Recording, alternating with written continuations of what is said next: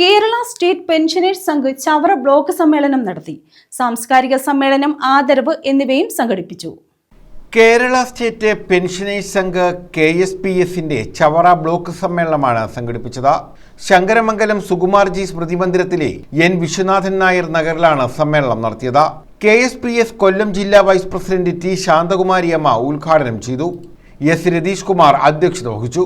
P ഗണേശൻപിള്ള അനുശോചന പ്രമേയം അവതരിപ്പിച്ചു. K വേണുഗോപാലക്കുറുപ്പ് മുഖ്യപ്രഭാഷണം നടത്തി. ക്യാബിനറ്റ് ഡിസിഷന്റെ ഒരു പ്രത്യേകതയുണ്ട്. 24 മണിക്കൂറിനകം അത് ഉത്തരവാക്കണമെന്ന്. ഞങ്ങളൊക്കെ ചിലപ്പോൾ ചെയ്ത ഒരു കൊച്ചുപൊടി കഴിവുണ്ട്. ഈ ടൈപ്പിംഗ് ഒത്തിരി ഉണ്ടാകുമ്പോൾ എന്തോന്നറിയാമോ, ഒരു 10-15 ഉത്തരവ് ഉണ്ടാക്കണമെങ്കിൽ ഈ എല്ലാത്തിൻ്റെയും കൂടെ ഓഫീസ് സെക്ഷനിൽ കൊണ്ടുപോയി നമ്പർ ഇടിക്കും. ആ ക്യാബിനറ്റ് ഡിസിഷന്റെ ദിവസത്തെയോ അല്ലെങ്കിൽ പിറ്റേ ദിവസത്തെയോ ഡേറ്റ് വെച്ച് ജിയോയുടെ നമ്പർ ഇടിക്കും. എന്നിട്ട് അത് ക്രമേണ 1-2-3 ദിവസം എടുത്തിട്ട് പ്രിന്റ് ചെയ്തൊക്കെയാണ് ഇഷ്യൂ ചെയ്യുന്നത്.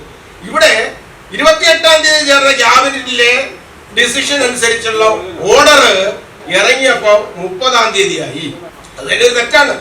29-ാം തീയതി തന്നെ ഇറങ്ങണമായിരുന്നു. പക്ഷെ 30-ാം തീയതി ഇറങ്ങിയത് നിങ്ങൾക്കറിയാം. GOP 135 പവർ ഫൈനാൻസ് 2022 30/10/2025 30/10 ഈ ഉത്തരവ് ഇറങ്ങിയത്.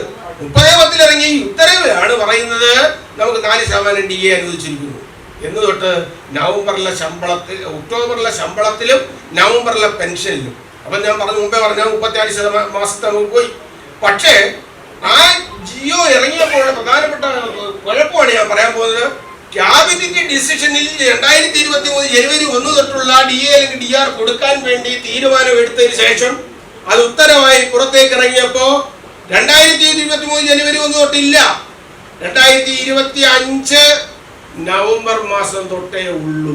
അങ്ങനെ ഒരിക്കലും ഒരു ഉത്തരവ് ഇറക്കാൻ പറ്റത്തില്ല. Surendran Nair, P Rajan Kallekulam, A Sajikuttan, KS Shyam, D Saravanan, V Chandrasekhara Pillai, C Jayakumar എന്നിവർ പങ്കെടുത്തു. News bureau, Chavara.